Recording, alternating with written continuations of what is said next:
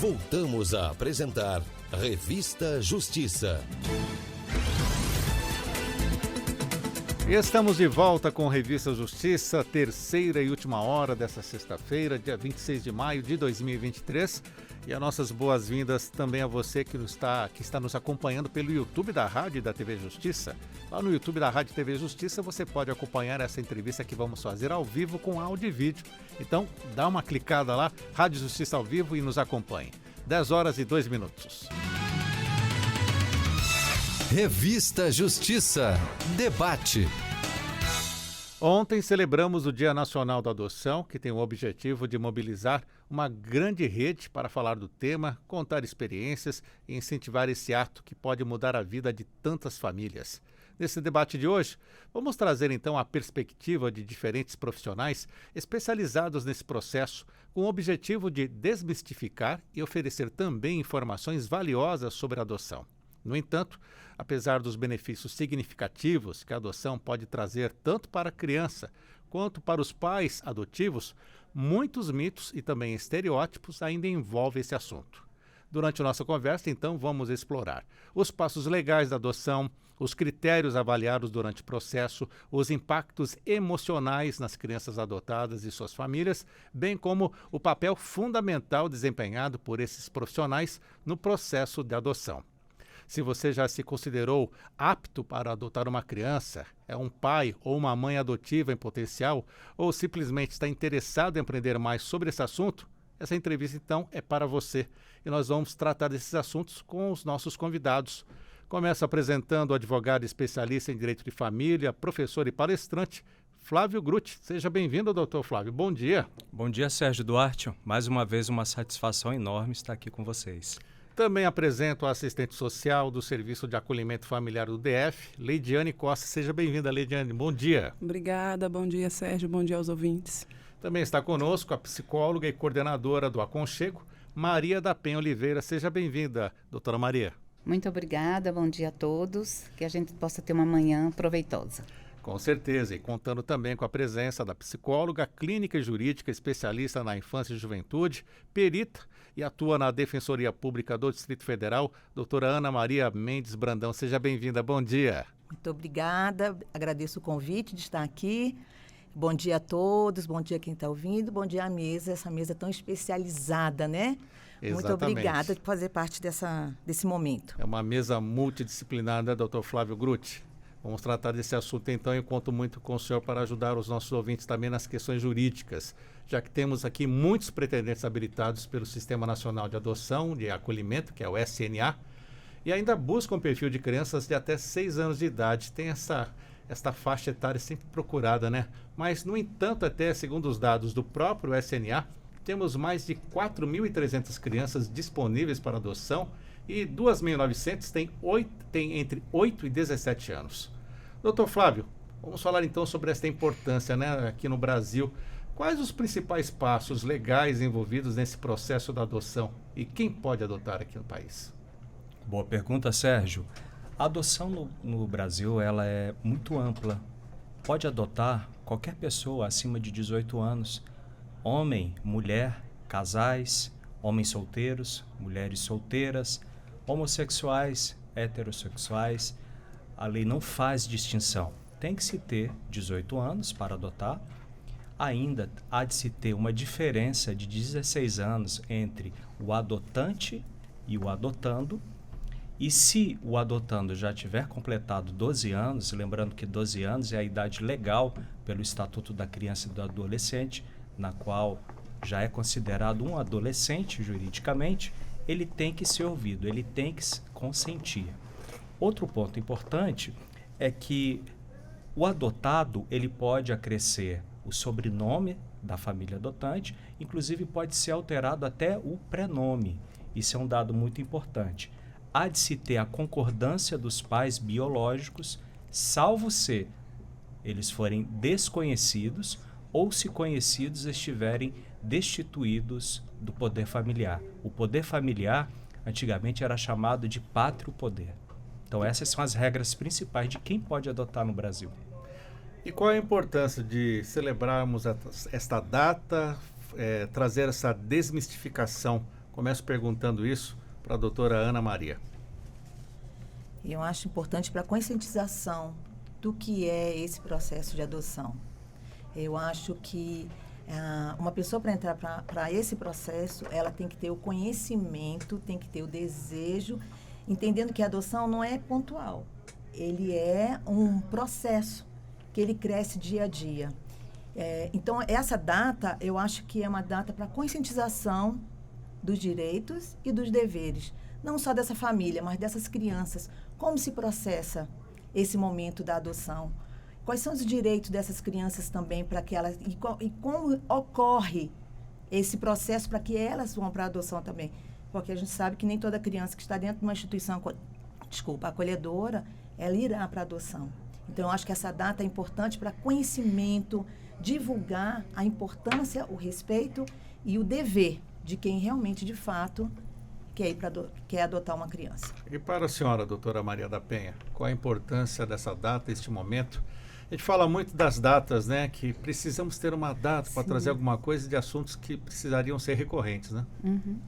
Exatamente, é o que ela falou, é dar visibilidade, né? A data, ela tem uma importância, ela inicia como uma homenagem àquelas famílias que foram adotadas, que se adotaram, que se formaram por esses laços da adoção, mas a importância dela é muito dar visibilidade às crianças e adolescentes que estão em situação de acolhimento, né? É dar visibilidade às mais de 30 mil crianças que estão acolhidas, né? Embora tenham apenas 4 mil e pouco né, já no Sistema Nacional de Adoção, as outras crianças estão lá naquele limbo, aguardando uma definição, e a gente precisa dar visibilidade a elas também, né? Todo esse processo. E como é o processo, o que é adoção, né? Eu acho que o conceito de adoção, os vários debates que tem nessa data, nos traz muito esse olhar para esse conceito novo, dessa cultura nova da adoção, né? Uma adoção que não quer mais segredos, que não quer mais mentiras, omissões, né? Uma adoção que necessita que as famílias entendam que as crianças que chegam têm histórias, né? Têm um tipo sanguíneo, têm uma cor de pele, têm um comportamento X. Então, a data da adoção, o Dia Nacional da Adoção, nos convida a pensar sobre tudo isso. Trazendo números aqui, atualmente temos quase 32 mil crianças acolhidas no país. Até maio deste ano, mais de 34 mil pretendentes estavam habilitados, segundo dados do SNA. Desde 2019, mais de 15.500 crianças foram adotadas pelo sistema e outras 5.445 estão em processo de adoção. Eu pergunto então para a Lidiane, como assistente social, qual é o papel da assistência social neste momento? A senhora faz esse trabalho junto com a Aconchego, mas como a assistente social participa de um processo de adoção? No meu caso, eu trabalho no Serviço de Família Acolhedora, né? Então, é no processo anterior ao cadastramento da criança. Quando Vamos essa explicar criança então o chega, que né? é a família acolhedora. Família acolhedora é uma modalidade de acolhimento, né?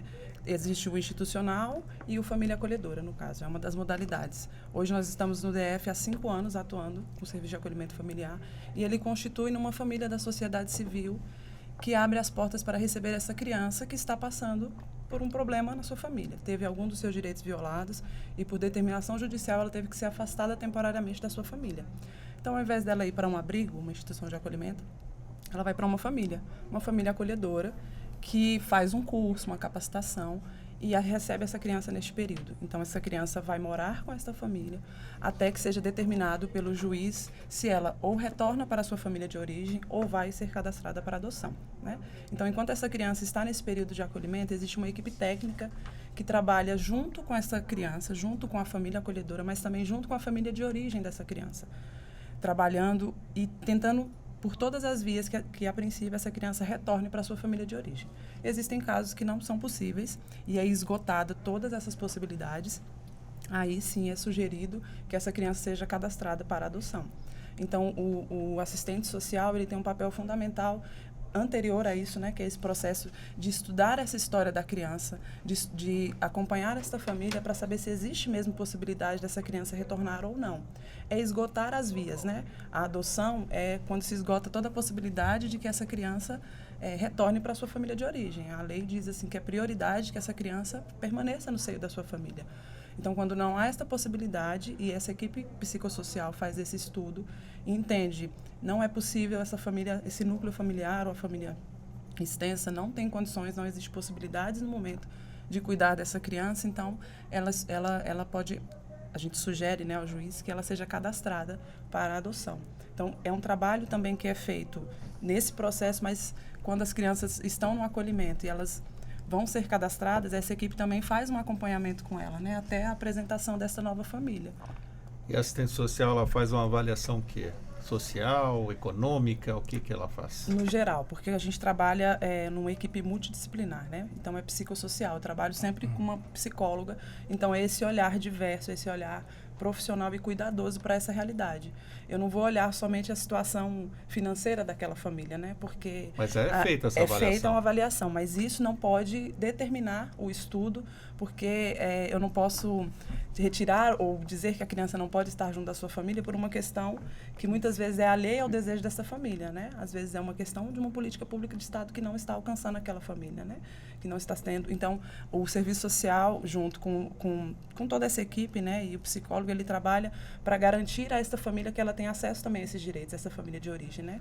Então, é encaminhado ao CREAS, faz encaminhamentos, o que essa família pode receber de auxílio, o que a lei garante para que ela consiga ter essa criança de volta. E aí, esgotada todas essas possibilidades, respeitando muito isso, né? A história da criança.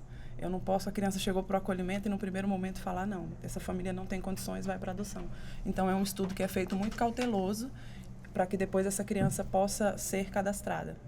Para uma criança e para a adoção, doutor Flávio Grutti, é até bom desmistificar isso, né? Porque parece que há uma sanha, né, do Estado de tirar o pátrio poder, como o senhor falou, que era chamado antes da criança, mas não é bem assim, né? É uma última instância, né? Exato. A função do Estado sempre é de preservar a criança ou adolescente na sua raiz biológica. Como a doutora Leidiane falou, o processo de adoção é um degrau acima daquela tentativa que eventualmente restou frustrada. Então, até realizar a adoção tem um longo caminho. E o que seria dos juízes sem o auxílio dos braços da justiça, que são os assistentes sociais e os psicólogos? Porque eles vão entrar em campo, eles vão fazer as visitas em domicílio para ver se aquela família tem um ambiente saudável para o desenvolvimento físico, psicossocial da criança. E esse ambiente saudável em sentido amplo, Sérgio, tanto do ponto de vista financeiro, tanto do ponto de vista físico, estrutural do lar e principalmente emocional daquela família que vai cuidar daquela criança ou adolescente. Tudo começa pela vara da infância e da juventude. Sempre começa por lá. Tem um processo de habilitação, o casal ou o indivíduo interessado vai entrar numa fila, vai ter a questão da avaliação psicossocial, depois nós passamos para a triagem, que vai ter aquela, vamos colocar aspas, né, a preferência por sexo, idade da criança ou do adolescente. Depois nós temos a habilitação no CNA, né, que é o Conselho Nacional de Adoção. Depois nós vamos ter um estágio de convivência que é monitorado pelas psicólogas e assistentes sociais. É um trabalho muito meticuloso. Depois a gente começa, se aprovado, a ação de adoção propriamente dita.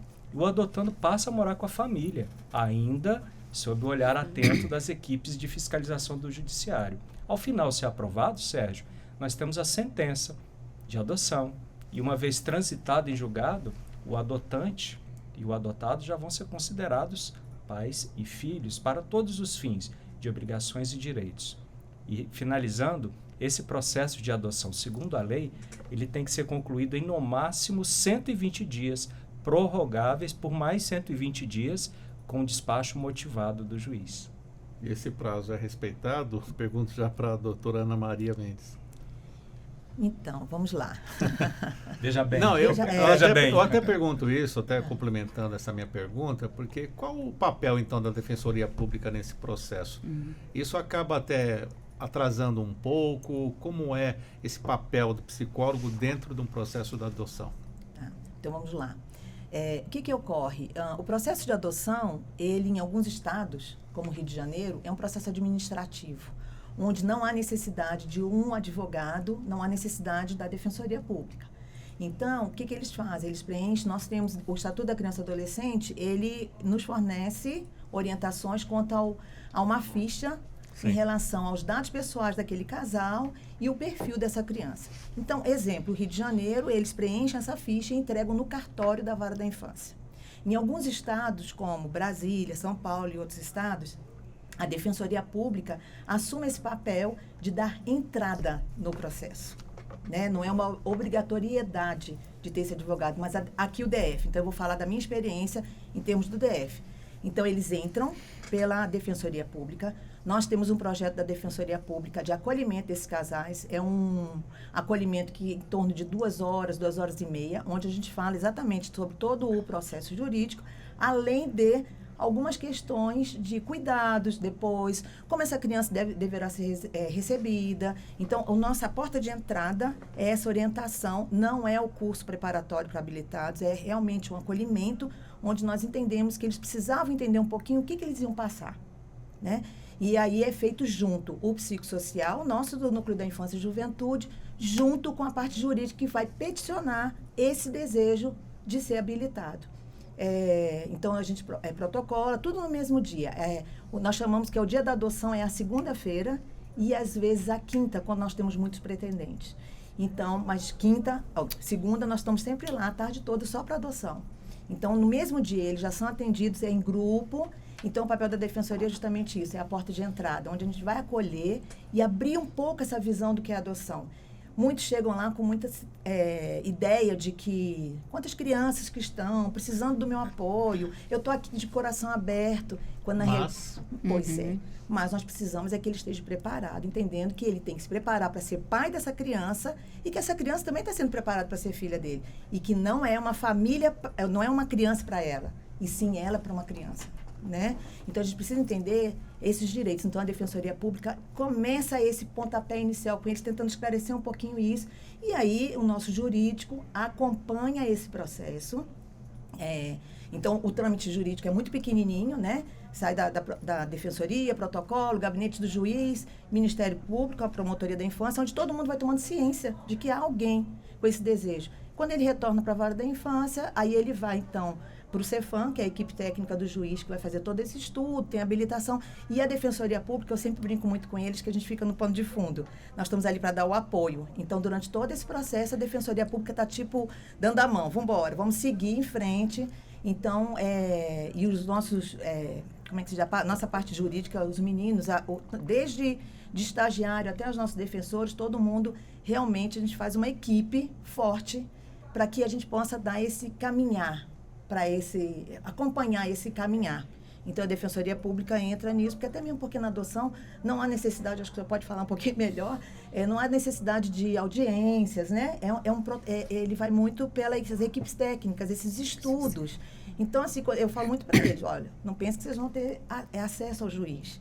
Casos raros, óbvio, né? Vocês sabem do aconchego melhor do que eu e isso, tanto que a gente encaminha muito pro aconchego, porque a gente diz que chega um momento em que essas famílias, elas ficam como se estivessem caminhando só. E o aconchego, pelo próprio nome deles, acolhe essas famílias, com cursos, palestras. Então, a gente tem um trabalho mais ou menos assim, junto, para poder preparar e estar do lado por causa do tempo.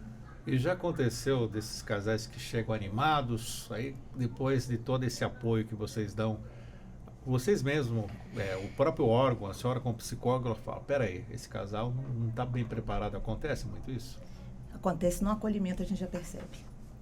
No acolhimento. A gente, às vezes, percebe que a mulher está muito interessada e o marido está indo por causa do desejo da mulher. E eles falam, olha, eu estou aqui porque a gente faz o que vocês pretendem aqui hoje, né? Vocês, de fato, estão preparados? Então, a gente tem esse acolhimento deles também para que eles se posicionem. Ali, a gente, às vezes, até com as falas, as perguntas, né? E se o menino der, por exemplo, acontece muito, se o menino der trabalho, como é que a gente faz? Eu falei, você devolve filho biológico? É filho de vocês depois da adoção. Não tem. E, infelizmente, né, acontece muito a desistência. Então, assim, a gente percebe. Muitas vezes até a gente consegue colocar com o nosso olhar, tá? Não é olhar crítico, é um olhar realmente profissional. Porque Prático, prático, né? que a gente tem mais de radar, 15 né? anos que a gente faz isso. Então, a gente já sabe, mais ou menos, já coloca. E, realmente, quando chega no Cefam, na hora do estudo, que é a equipe técnica do juiz da vara da infância, que retorna o relatório técnico, a gente percebe que houve realmente uma sinalização. Doutor Flávio? Não, eu achei muito interessante, doutora, porque no escritório chegam muitos casais perguntando sobre adoção. A Defensoria Pública faz um trabalho brilhante, muito especializado. Também pode-se contratar um advogado particular para isso, mas eu ressalto, a Defensoria Pública faz um trabalho brilhante. Agora, interessante é que, às vezes, os casais partem para a adoção depois de ter investido muito dinheiro nas tentativas frustradas da inseminação artificial. Aí fazem o seguinte, já que não temos mais dinheiro, não deu certo, vamos adotar? Aí que vem o ponto. A mulher, às vezes, está muito, muito decidida a ter um filho que não é biológico e o pai pode titubear. E vice-versa. E aí a visão deles, a visão técnica é primordial. Porque a gente pensa assim, sempre será melhor que a criança saia do abrigo para viver num lar, num novo lar, numa nova família. Não é? Mas nem sempre, porque aquela nova família, se não for muito bem pesquisada, pode ser uma armadilha. Bem interessante todas essas reflexões. Doutora Maria da Penha, vamos explicar para o nosso ouvinte o que é o aconchego? Vamos. Acho que é interessante, né? Já citamos aqui, mas o nosso ouvinte fala, o que é o Que aconchego? é isso, né? É o ato de aconchegar ou é uma instituição, uma ONG? Exatamente, é um ato de aconchegar numa OSC, né, uma organização da sociedade civil, né, que foi fundada em 1997, com essa proposta de acolher, de fazer grupos de reflexão sobre os processos de adoção, com as famílias que estão em processo de adoção. Então, o aconchego hoje, ele abarca um núcleo de adoção em 3 vertentes, né, que ele tem uma sala de estar, uma sala primeira de receber todas aquelas pessoas que têm interesse em conhecer o que é adoção. Então, elas, às vezes, vão na vara, da defensoria e são encaminhadas para o aconchego. Às vezes, elas não sabem nada sobre adoção. Já existe há quanto tempo o aconchego? Desde 1997. Então, tem uma expertise, uma experiência sim, bem grande. Sim. Assim, no início era voltado para adoção, só adoção. Aí, com o tempo, a gente foi percebendo, acho que mais depois de vários documentos, o Plano Nacional de Convivência Familiar Comunitária, a Lei da Adoção 12.010, a gente foi percebendo que a gente não pode lidar só com a adoção, né? Tem que pensar na convivência familiar comunitária dessas 32 mil crianças que você citou aí.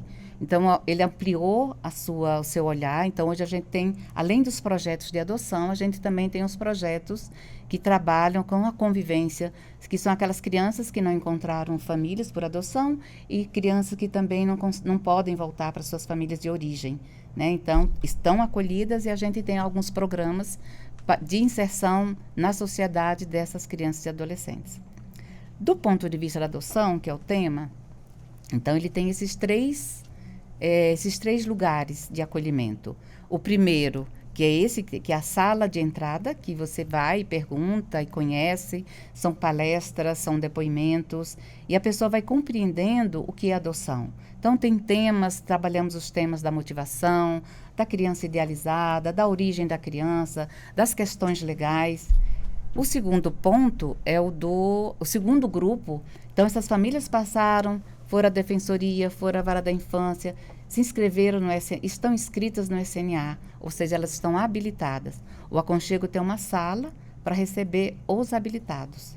É aquela sala do tempo de espera. É a gestação, que pode ser curta ou pode ser longa, né? Aquela gestação que, quando é uma criança maior, pode ser um pouco mais curta. Quando é um bebê, a gente vai esperar uma gestação de 5, 6 anos, né? Então, quando é grupos de irmãos, também é uma gestação mais rápida.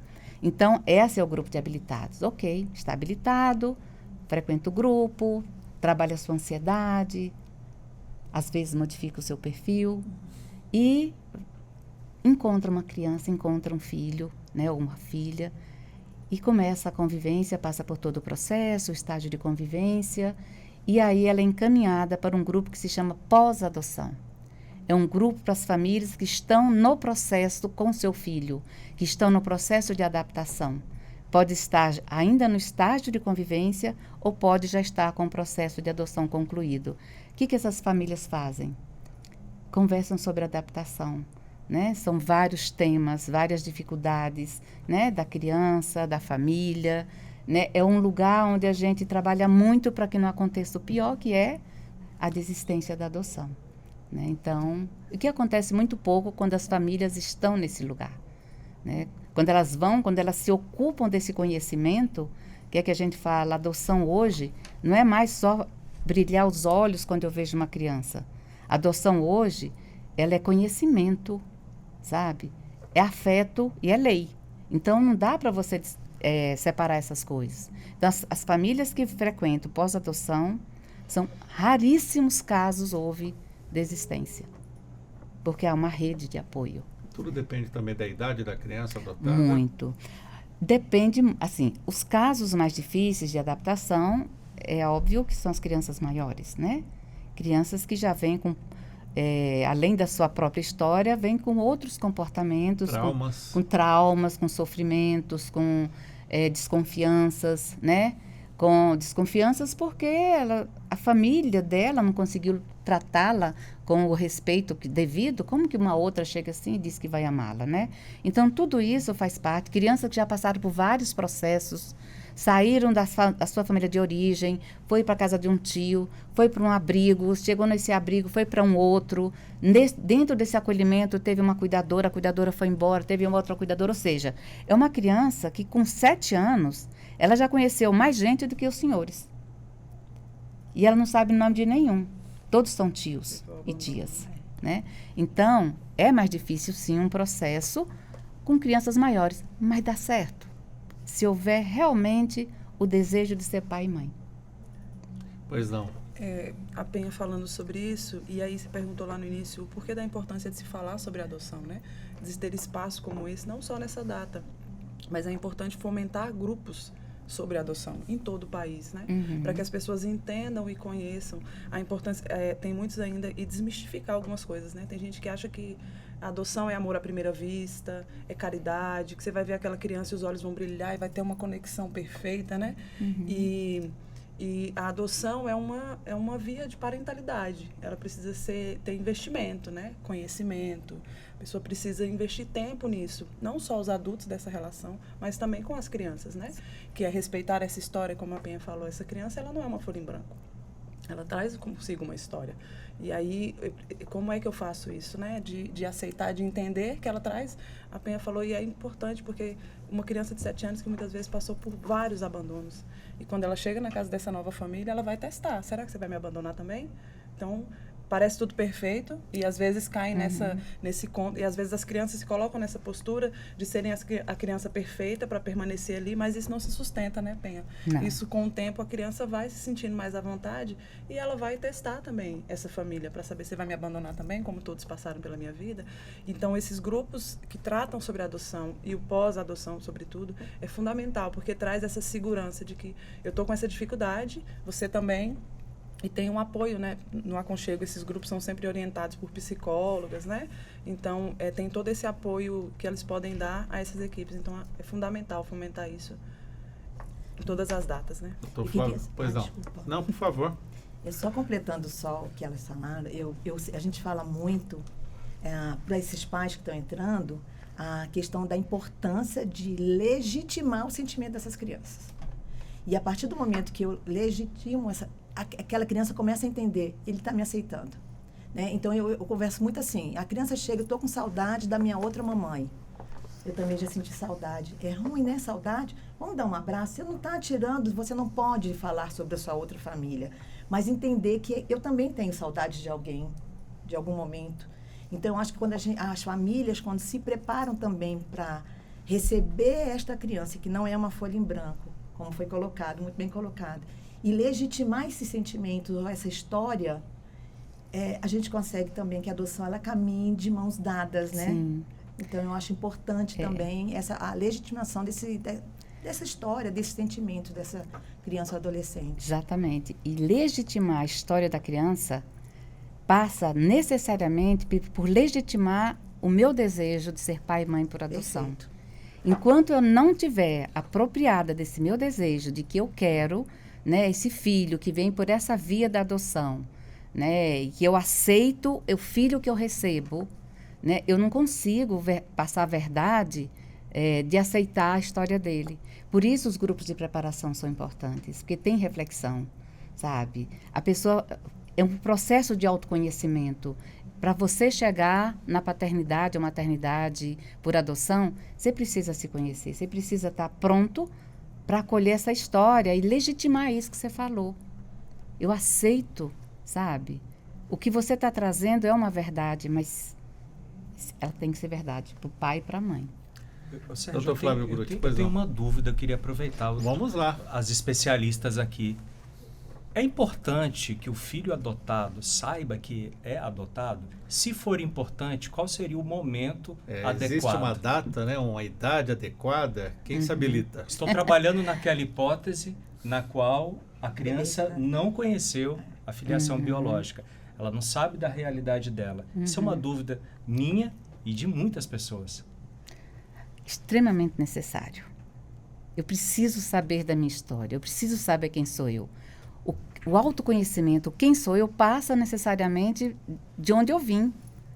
Então, é necessário que a criança saiba exatamente que é, né, adotada. Hoje, existem muitos poucos casos assim, né? Porque a cultura nova, que a gente trabalha com adoção, não é mais de segredos.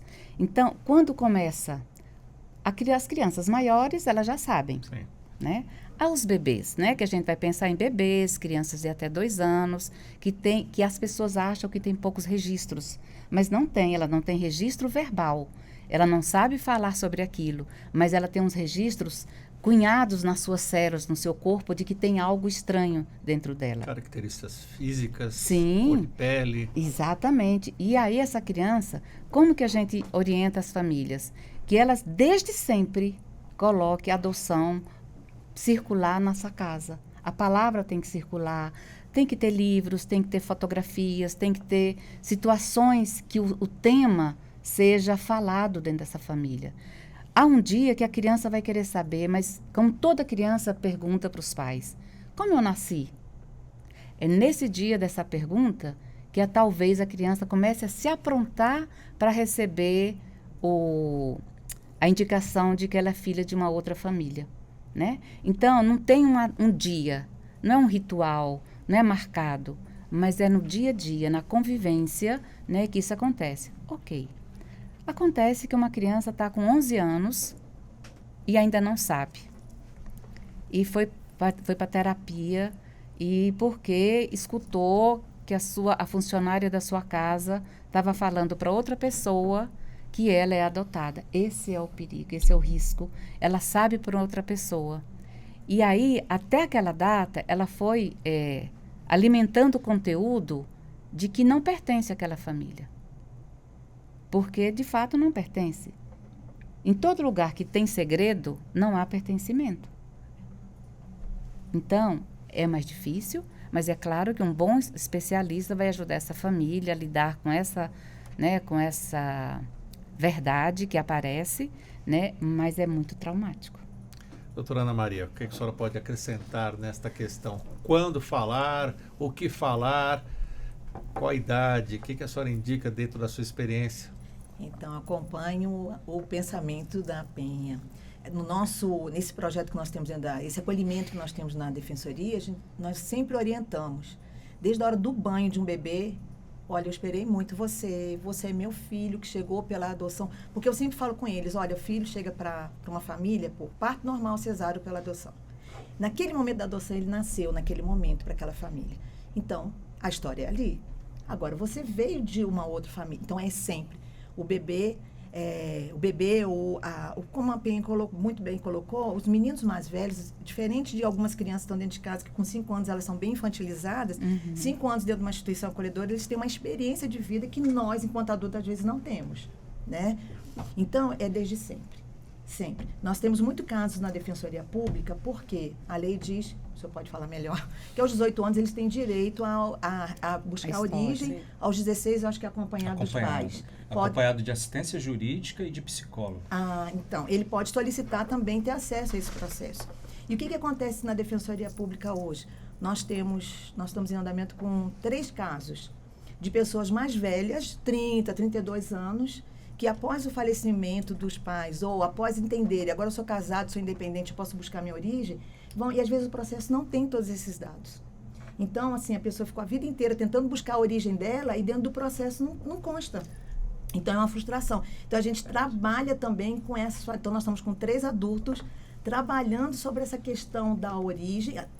Entendam bem, né? A defensoria é jurídica, porém o nosso psicossocial, ele tem esse olhar de acolhimento também dessa dor dessa pessoa que foi buscar a origem e não conseguiu absolutamente nada.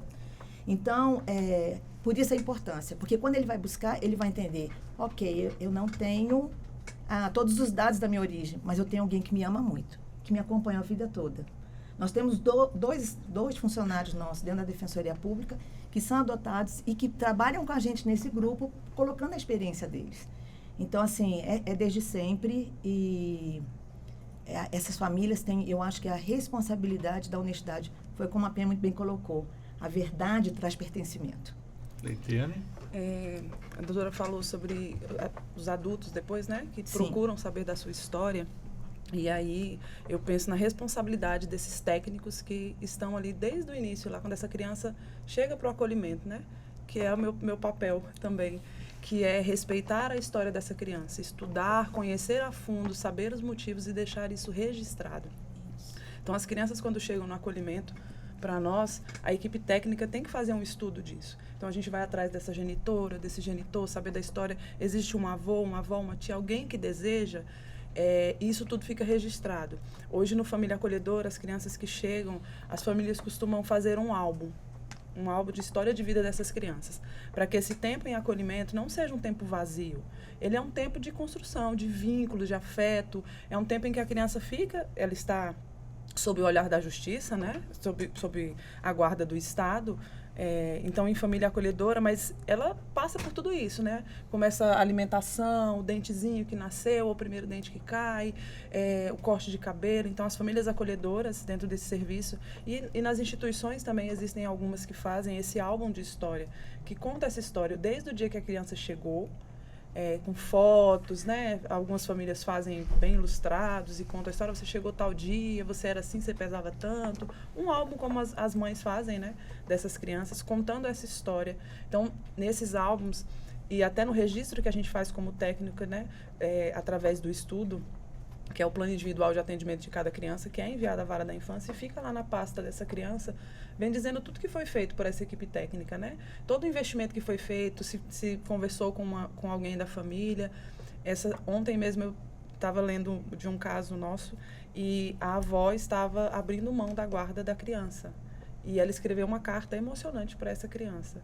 E a criança vai ser cadastrada para adoção, provavelmente, né? Mas ela escreve uma carta se despedindo. Então, e ela dizia, olha, eu não tenho condições de estar com você, eu já cuido de alguns irmãos seus, eu sou idosa, mas sinta-se amado. E ela deixa tudo isso registrado. Então, que rico que é para esta criança hoje, quando estiver adulto, se ele quiser ter acesso a isso, entender que ele não foi abandonado. A avó abriu mão por não ter condições, por pensar assim que ele pode e deve ter um futuro melhor. Então, respeitar essa história e tratar com muito respeito, desde o nascimento dessa criança, o período que ela ficou em acolhimento, para que ela possa ter isso, né? As famílias acolhedoras, elas passam esse livro de história para as famílias, para os pais, né, por adoção, e entrega para eles, caso eles desejem que a criança tenha esse acesso e tal. Mas junto à vara da infância existe esse documento registrado por essa equipe técnica que conta toda a história e é fundamental que tenha. Então, às vezes, mesmo nos casos de entrega, né, às vezes a mãe vai entregar, ela escreve uma carta, isso tem que ser anexado para que a criança, no futuro, ela possa ter acesso a isso, né? E como a Penha falou, é transformador, né? Não tem uma data certa de dizer. Eu lembro que tem um dos casos, eu trago muito para o real, né? Porque é os casos que a gente pega. Assim que a gente aprende. Não é? E essa senhora já cuidava de 2 crianças e pegou o 3º filho, né? Mas foi um termo de guarda que depois virou adoção, né? E ela dizia para elas falam assim, eu não nego nada da história delas. Elas sabem quem é a genitora, elas conhecem. E a pequena um dia perguntou, ela já está com 7 anos, ela perguntou, mas eu não nasci da sua barriga? E ela dizia para ela, não, você nasceu aqui do meu coração, mas você não nasceu da minha barriga. Mas você é filha, e isso é isso. Fazer esse tema ser circulado na família de forma natural, diminui as possibilidades de ter um trauma aí, né? Quando realmente a criança sabe disso. Doutor Flávio, entrevista boa, o tempo vai passando rápido, né? Mas a nossa missão aqui é desmistificar a adoção. O que você acha importante desmistificarmos para o nosso ouvinte sobre o processo de adoção? Que apesar de demorado, ele tem que ser enfrentado se houver realmente aquele desejo de ser pai e mãe adotivos. O processo tem uma certa complexidade, mas, Sérgio, quando tudo começa a dar certo, vai até o fim. O que eu acho bem interessante de tudo que foi dito aqui é que muitos casais pensam naquela fórmula mágica que vai chegar na instituição. É muito romantizado, né? Exato, é muito romantizado, muito sacralizado. Não estou afastando a possibilidade disso, mas eu acho que tem que ter um mundo real. E essas profissionais convidam esses pais a irem para o mundo real. Não é aquele negócio mágico que você chegou na instituição, aquela criança estava passando, olhou para você, sorriu, pronto, é meu pai. Calma, por isso que tem o período de convivência, tem os estágios, tem todo esse suporte colateral e imprescindível para o magistrado e para as famílias. Ao final, nós ainda não temos uma adoção completamente extrajudicial. A adoção ela se concretiza com a sentença proferida pelo juiz. Agora, é um pouquinho diferente, por exemplo, do reconhecimento da paternidade socioafetiva, que você pode fazer no modelo completamente extrajudicial. É diferente uma coisa e a outra. Existe uma diferença, porque o que acontece? Bom, a questão da adoção, ela é excepcional e ela é irrevogável. Se você adotou, tem uma sentença transitada em julgado, se deu problema, você não pode devolver, porque não é o objeto. Mas há casos, né, doutora? Depois da sentença transitada em julgado, anos depois, não pode mais devolver. Aí abandono. Aí abandono de incapaz, é até crime. Agora, se você ainda está no processo que precede a sentença, há casos que pode se devolver de maneira motivada, certo? Então, olha só a diferença. Na adoção, que se dá por sentença obrigatoriamente, há uma perda completa do vínculo com os pais biológicos. Significa o seguinte, se os pais adotivos morrerem, não quer dizer que você vai, abre aspas, ressuscitar os pais biológicos. É como se eles não mais existissem, em que pese a possibilidade de o adotado conhecer a sua origem biológica. Então, por exemplo, para fins sucessórios, quando você é adotado, você tem todos os seus direitos sucessórios garantidos. Inclusive, eu estava acompanhando decisões Sim. de cidadania italiana por meio da adoção também. O pai, que era descendente, o adotante era descendente italiano, passou por filho adotado. Tá vendo? Olha só que interessante. Agora veja, no reconhecimento da paternidade socioafetiva, você já tem um histórico precedente de afeto, de vínculo de afeto e da posse do estado de filho. Em outras palavras, por exemplo, eu sou um homem casado, eu tenho um filho biológico, tenho uma esposa. Eu posso também ter um outro filho que eu trato ele há muitos anos como filho, por isso que eu chamo de posse do estado de filho, e assim eu apresento ele na sociedade. Então eu posso, em determinado momento, lavrar uma escritura pública em cartório, dizendo o seguinte, fulano é meu filho socioafetivo. Na socioafetividade, o reconhecido, ele não perde o vínculo com os pais biológicos. Aí nasce a multiparentalidade. Significa o seguinte, o filho socioafetivo, ele pode ter no registro civil do seu nascimento o nome dos pais biológicos como o nome dos pais socioafetivos. Avós e avós também? Vai subindo na linha ascendente. Agora, até 8 avós pode ter na multiparentalidade. Agora, na adoção, você cancela aquele registro de nascimento e vai ter um novo registro de nascimento apenas com o nome dos pais adotivos, certo? No reconhecimento da paternidade socioafetiva, não. Você vai conservar a paternidade biológica. Doutora Ana Maria, eu estava conversando até com a doutora Mabel Rezende, e ela até tocou num assunto importante para puxar com a senhora, essa questão da desadoção. Como o Ministério Público atua, a Defensoria Pública, nesse caso, atua nesses casos, o que precisa ser apurado? Existe um trabalho psicológico também para entender, porque normalmente são com filhos mais velhos, né? Quando chega na mocidade, na juventude. O que a senhora pode dizer sobre isso? É bem traumático, né? Muito. A Defensoria Pública, são raros os casos, sim, né? Não é todo dia que ocorre, mas nós já tivemos caso de parar um carro na porta da Defensoria Pública, no nosso núcleo, e ser jogado vários sacos plásticos e um menino sair lá de dentro, um adolescente desesperado. E aí, quando nós corremos para entender o que estava acontecendo, era uma mãe falando: adotei quando ele era pequeno, agora ele está insuportável, não quero mais ele. E agora? Pois é, e agora? E agora que nós pedimos para o pessoal da vara da infância, que na época a gente trabalhava no mesmo local, fechar a portaria, pegar essa senhora para a gente entender. Vai ficar com esse menino? O juiz vai levar para casa? A defensoria vai levar? Vai abrigar novamente? Então, houve todo um trabalho jurídico. A psicossocial entra muito com acolhimento, né, desses adolescentes, e para entender um pouco o que de fato estava acontecendo. Então, é passivo de acontecer. Sim. É difícil o trabalho, porque chega um momento em que o grau de, como é que se diz, do embate, né, principalmente na adolescência, né, do embate é muito complexo.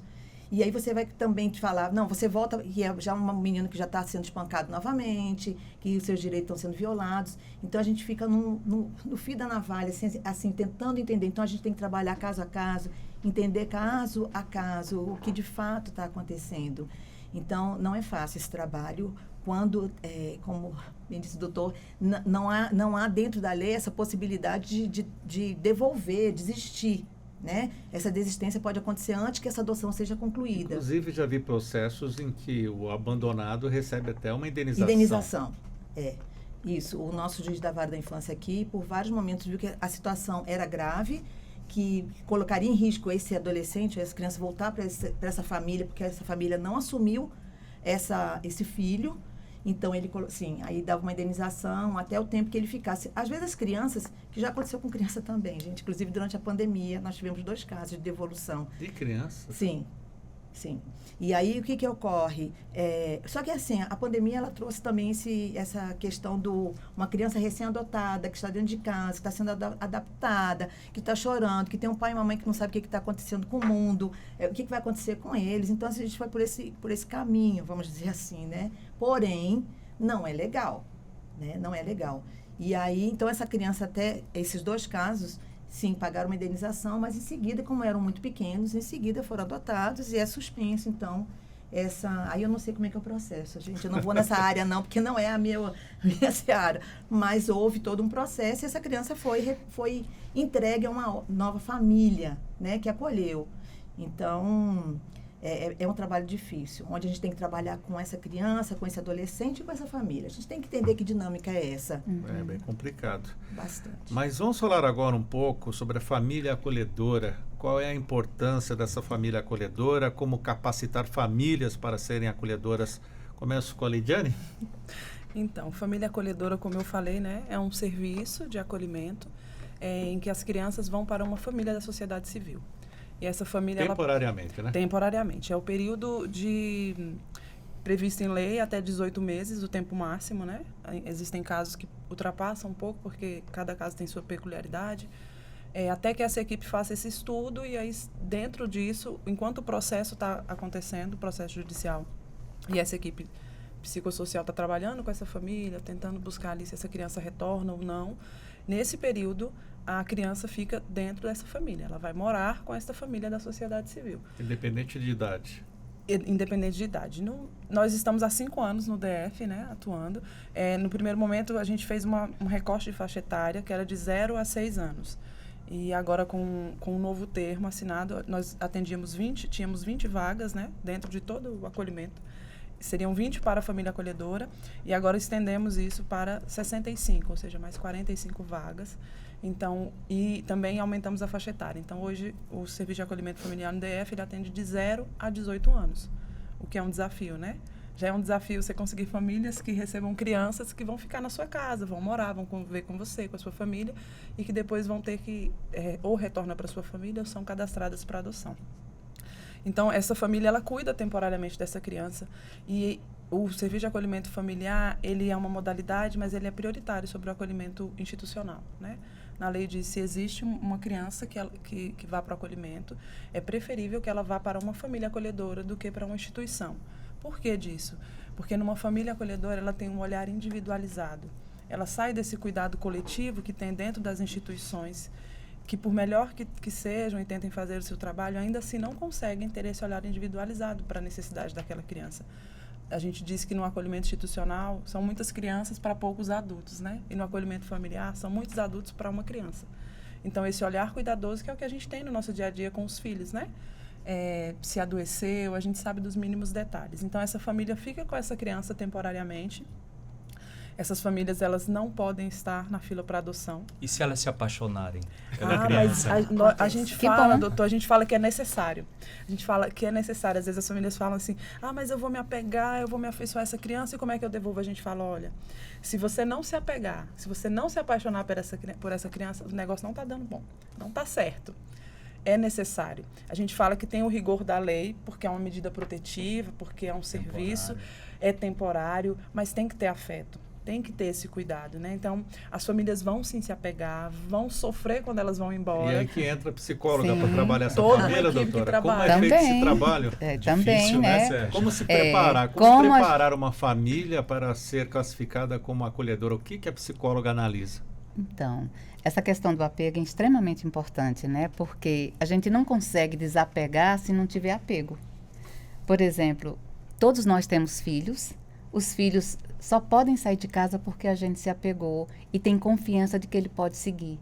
É o afeto, é o cuidado, é o amor do dia a dia que faz com que a gente tenha certeza que vai dar tudo certo com o nosso filho. Assim como as famílias acolhedoras. Elas são preparadas realmente para cuidar, para exercer um trabalho de cuidado, né, de afeto, de dar continência para as dores daquela criança. E aí, essa criança pode ir.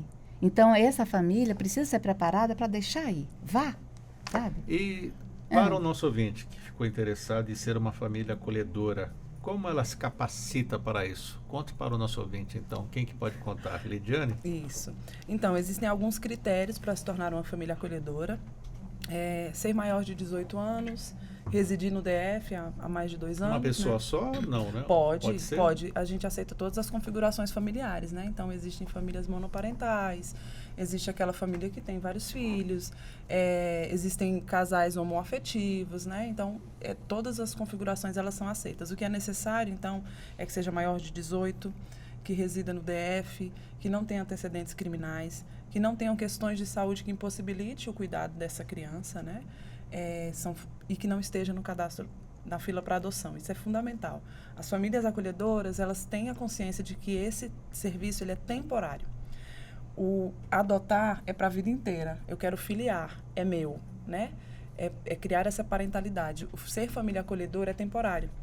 Então, as famílias, elas recebem, sim, todo um apoio psicológico, técnico, da equipe técnica, né? Que a gente trabalha com essas famílias. É feita uma reciclagem dessas famílias acolhedoras? Sempre, sempre. No primeiro momento, a gente faz uma palestra, né, explicativa sobre o serviço. Depois, inicia-se um curso com alguns temas bem vivenciais. E a gente trata nesses temas questões... A gente fala sobre a lei também, quem são essas crianças, sobre história de vida, mas sobre desenvolvimento infantil e o adolescente. A gente fala sobre a questão do vínculo, né, apego, desapego. Como é que eu vou fazer para essa criança ir embora? E é muito possível. É muito possível, nós temos várias famílias acolhedoras que já estão no 9º acolhimento, já passaram 9 crianças por elas, né? E aí elas sofrem, elas sentem, mas tem toda uma equipe que ajuda, trabalha, tem uns que sofrem mais, e aí a gente dá um atendimento, né, um acompanhamento maior, psicológico. Essas crianças também que estão acolhidas, elas, caso sejam necessário, elas também são acompanhadas, né, por terapeutas, crianças que estão no processo para adoção, mas que foi um processo conturbado muitas vezes, né, então elas são atendidas em separado. Nossas famílias, elas recebem, a gente faz depois que elas são habilitadas, como eu falei, então, elas passam por todo esse curso, tem visita domiciliar que a equipe técnica faz, né, para saber se esse ambiente também é seguro para a criança. E após isso, elas são habilitadas. Então, a documentação delas é enviada à vara da infância e elas podem receber. As crianças na faixa escolar que já estão estudando, como é feito isso, já que é algo temporário? Elas são inscritas normalmente na escola, dali da região onde aquela família mora, né? Então, crianças em idade escolar, tem famílias que eu trabalho, eu preciso que a criança esteja numa creche meio período. Então, a gente consegue, busca, não é tão simples, às vezes, a inscrição em creches públicas, né? Mas as crianças, é isso, elas estão sob a tela desta família. A família tem um termo de guarda, né? É até interessante, porque a senhora está esclarecendo que a família não precisa ter dedicação exclusiva, mas pode também ir para a escola e para a creche. Sim, claro. sim, é isso. Quando nós iniciamos, nós pensamos assim, nosso público vai ser muito de aposentados, aquela pessoa que já está tranquila em casa e tem tempo disponível. É muito variado, é muito variado. Nós temos famílias acolhedoras de médicas, né? Então, assim, tem uma rotina bem corrida. Nós temos família acolhedora que é uma mulher só, mas ela tem uma rede de apoio. O que é importante é essa família ter eu não preciso ter meu esposo, pessoas, mas eu preciso ter uma rede de apoio, que são pessoas que vão me auxiliar caso eu precise, porque ninguém cria um filho sozinho, né? A gente não pode ter essa ilusão, a gente precisa de ajuda. Então, essas famílias, elas estão distribuídas dentro do Distrito Federal nas mais variadas áreas. Sim, rapidamente que o nosso tempo está acabando, até conversávamos fora do ar, que as pessoas vão muito pelo amor, pelo afeto, mas também temos uma questão financeira, né? Essas famílias recebem alguma ajuda do governo? Sim, a Secretaria de Desenvolvimento Social, ela fornece o que a gente chama de uma bolsa, de um auxílio, que ele é o menor do país, por assim dizer, R$ 456 que essas famílias recebem. Por criança. Por criança, para ajudar nas coisas do dia a dia. Mas nós, como equipe técnica, né, o Aconchego, ele auxilia também com algumas questões nesse sentido. Dr. Flávio Grutti, infelizmente nosso tempo está acabando, quero partir para as considerações finais nesse tema hoje, falando sobre adoção. Dr. Flávio Grutti, especialista em direito de família, professor palestrante, quais as suas considerações, além dos nossos agradecimentos? Como eu aprendi nessa manhã, viu, Sérgio? Pois com essas todos nós. especialistas. Olha, se estão pensando em adotar uma criança, não imagine uma família, como a gente brinca, margarina, a família margarina, né? Vai ser uma família como outra qualquer, com suas obrigações e seus deveres. Então pensem bastante, porque o vínculo da adoção é para sempre. Muito obrigado, doutor Flávio. Quero agradecer a psicóloga clínica e jurídica, especialista na infância e juventude, perita e atua na Defensoria Pública do DF, doutora Ana Maria Mendes Brandão. Doutora Ana Maria, obrigado por vir aqui na Rádio Justiça hoje. Muito obrigada, eu que agradeço. Eu só queria fazer um adendo sobre a questão da família acolhedora. Abre a possibilidade à família acolhedora de permanecer essa criança em convívio, tanto social quanto familiar, sem estar numa instituição saindo disso. Eu entendo que a adoção, só para a gente fechar, Sim. Quando a gente diz assim, uma mulher deu à luz, na adoção a gente também dá à luz, porque dar à luz é cuidar, dar carinho, acolher. Então, a adoção é isso. Até a licença maternidade para uma tem mãe que adota, né? Tem a licença, né? justamente. Tem a licença, isso. Tá? Então, adote. Se você está preparado e tem o desejo, adote. Dê à luz. Dê à luz. Agradeço também a psicóloga e coordenadora do Aconchego, Maria da Penha Oliveira. Muito obrigado por estar conosco aqui, doutora Maria. Obrigada a vocês pela oportunidade.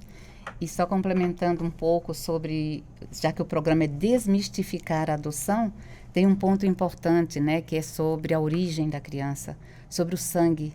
O sangue não determina comportamento. As pessoas precisam entender isso, de que quando o seu filho tem mau comportamento, ele deve estar tendo mau comportamento pela faixa etária, pela falta de limites da família, pela falta de amor e nunca porque ela tem um sangue de outra família. Que vem aquela coisa, né? Puxou alguém, né? Isso, não, ela não puxou alguém, ela está puxando quem está no dia a dia. Agradeço também a assistente social do Serviço de Acolhimento Familiar do DF, Leidiane Costa, e fecho com uma pergunta, uma última. Quem quiser conhecer o Aconchego, como faz? E obrigado por estar conosco. Obrigada, eu que agradeço. Foi um bate-papo muito bom, aprendi bastante também aqui. Quem quiser saber mais, assim, conhecer o Aconchego, ou o Serviço de Família Acolhedora, ou deseja ser uma família acolhedora, pode nos procurar nas redes sociais, né? Aconchego.df, a pessoa nunca lembra dessas datas, mas desses nomes, mas pode nos procurar nas redes sociais. Aconchego.df, aconchegodf.org.br. Obrigada, Penha. Pode procurar, coloca Aconchego DF que vai encontrar aí nas nossas redes isso. sociais e falar com a gente. Obrigada. Eu que agradeço mais uma vez. Eu até fiz isso aqui agora e você vai lá no Google, dá lá Aconchego DF, vai aparecer também essas informações.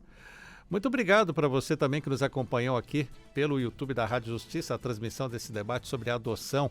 E o Revista Justiça de hoje vai ficando por aqui, com a apresentação e edição de Sérgio Duarte, a produção de Leandro Bezerra, os trabalhos técnicos Luiz Alves, programação musical Josemar Fernandes, coordenação de jornalismo Bárbara Michelini, Secretaria de Comunicação Social, Supremo Tribunal Federal.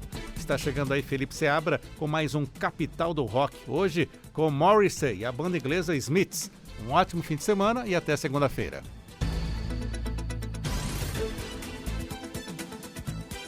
A Rádio Justiça apresentou Revista Justiça.